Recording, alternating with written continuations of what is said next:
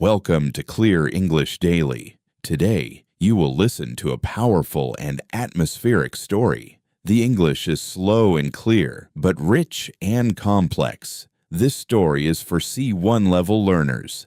Find a quiet place. Close your eyes if you wish. And listen. This is the story of a woman named Eleanor and the city that belonged only to her. Nobody remembered exactly when the others left. It happened gradually, the way most things end. First, the young families moved away, chasing opportunities in larger cities. Then the elderly followed their children. The shops closed one by one, their windows growing dark and dusty. The school fell silent in the middle of an ordinary Tuesday. And then, without ceremony or announcement, Eleanor was the only one left. That was 11 years ago. She was 63 when it happened, old enough to have roots, too stubborn to pull them up.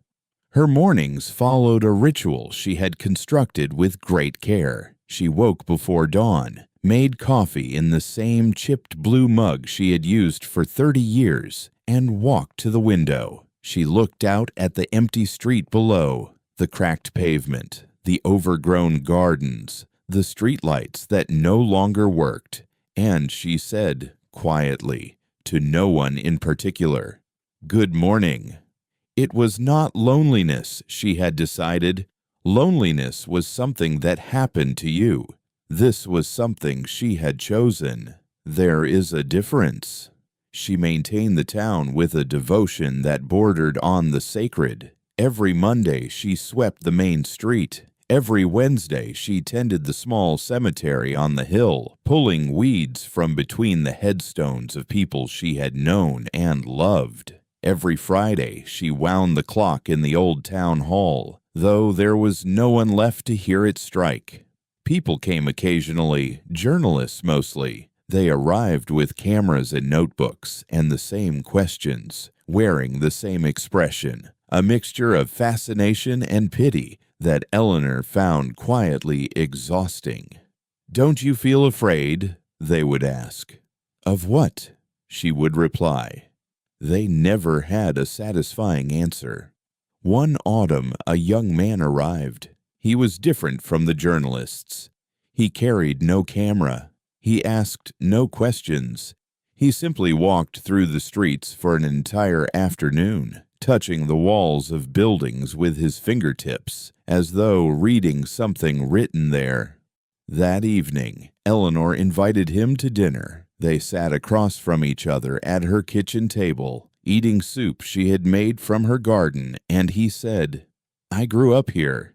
She put down her spoon. She looked at him carefully, and slowly, through the architecture of his face, she found the boy she remembered. Thomas, the baker's son. He had been 7 years old when his family left. "Why did you come back?" she asked. He was quiet for a long time. Then he said, "I wanted to see if it was still real, or if I had imagined it." "And?" she said.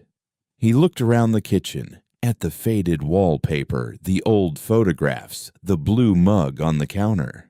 "It's more real than anywhere I've been since," he said. He stayed for 3 days. He helped her sweep the street. He stood beside her at the cemetery. He listened to the clock strike on Friday morning, his eyes closed, his expression unreadable. On the last morning, before he left, he stood at the edge of town and turned to her. "You could come with me," he said. "There's a whole world out there." Eleanor smiled, the kind of smile that contains an entire life inside it.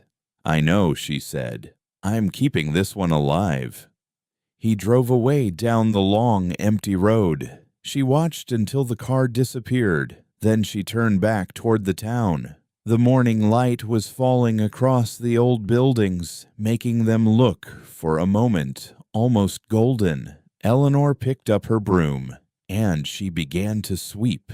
Some people carry the world inside them. Others carry a world on their shoulders. Eleanor carried a whole town in her chest. Every street, every face, every ordinary moment that everyone else had forgotten. And as long as she remembered, nothing was truly gone. Thank you for listening. This story was made for you, the ones who listen carefully, who notice the details, who understand that staying can be just as brave as leaving. Watch this video again. You will hear something new. New videos every week on Clear English Daily. See you next time.